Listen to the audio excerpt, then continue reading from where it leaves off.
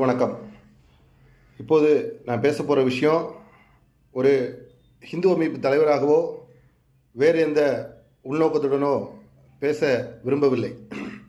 ஒரு பெண் பிள்ளையை பெற்ற தகப்பனாக பேசுகிறேன்.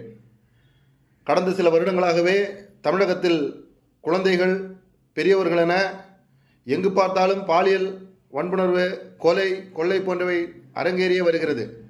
இதை கடந்த காலங்களில் நாம் அண்டை மாநிலங்களில் நடந்ததை பார்த்தோம். பின்பு நம் அருகாமையில் உள்ள மாவட்டங்களில் நடந்ததை பார்த்தோம். தற்போது நமது திருவள்ளூர் மாவட்டம் போன்ற தமிழகம் பூரா இருக்கக்கூடிய அனைத்து மாவட்டங்களிலும் தொடர்ந்து நடைபெற்று வருகிறது. இந்த செயலை தடுக்கும் விதமாக அரசு எத்தனை முடிவுகள் எடுத்தாலும், சிங்கப்பெண் போன்ற பாதுகாப்பு படையினரை உருவாக்கினாலும், மக்களிடமும் மனிதர்களிடமும் மனிதாபிமானமும் விழிப்புணர்வும் இல்லை என்றால் இதை தடுப்பது மிகவும் கடினம். தனிமனித ஒழுக்கம் இல்லாதவரை இதே போன்ற குற்றங்களை கண்டிப்பாக தடுக்க முடியாது. ஆகையால் இந்த அரசு உடனடியாக சிங்கப்பெண் சிறப்பு அதிரடிப்படை அதிகாரிகளை ஒவ்வொரு பகுதிகளுக்காக அனுப்பி அந்த பகுதியில் இருக்கக்கூடிய மக்களிடம் ஒரு விழிப்புணர்வை உடனடியாக ஏற்படுத்த வேண்டும்.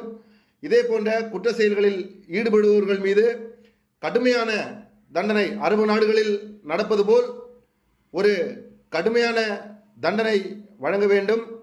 அப்படி கடுமையான தண்டனை வழங்கவில்லை என்றால் நாளுக்கு நாள் இதே போன்ற குற்ற செயல்கள் ஈடுபட்டு கொண்டேதான் இருக்கும். நாமும் செய்திகள் தாள்களில் படித்துவிட்டு அடுத்த பிரச்சனையை நோக்கி நகர்ந்து கொண்டேதான் இருப்போம். ஆனால் இதற்கு விடிவு கிடைக்குமா என்றால் கண்டிப்பாக கிடைக்காது. ஆகையால் உடனடியாக அரசு இதே போன்ற குற்ற சம்பவங்களில் ஈடுபடுபவர்கள் மீது நடவடிக்கை எடுக்க வேண்டும். மிக மனவேதனையில் உள்ளோம். ஏனென்றால் தொடர்ந்து 1 மணி நேரம் 2 மணி நேரத்திற்கு ஒரு தடவை திருவள்ளூர் மாவட்டம் கும்மிடிப்பூண்டி பகுதியில் ஒரு வனமாநிலத்தை சார்ந்த ஒரு இளைஞர் 3 வயது பெண் குழந்தையை கூட்டு பாலியல் பலாத்காரம் செய்து கொலை செய்ததாக செய்தி வருகிற பொழுதிலே, காஞ்சிபுரம் படப்பை பகுதியில் ஒரு குழந்தையை பாலியல் பலாத்காரம் செய்ததாக செய்திகள் வெளிவருகின்றன. இதேபோல் தொடர்ந்து நாளைக்கு 2-3 சம்பவங்கள் நடந்தால் தமிழகம் பெண் குழந்தைகள் வாழ தகுதியற்ற மாநிலமாக மாறிவிடும். அப்பேற்பட்ட சூழ்நிலைகள் உருவாகாமல் இருக்க அரசு விரைந்து சீரிய முறையில் நடவடிக்கை எடுக்க வேண்டும் என்று கேட்டுக்கொள்கிறேன். நன்றி, வணக்கம்.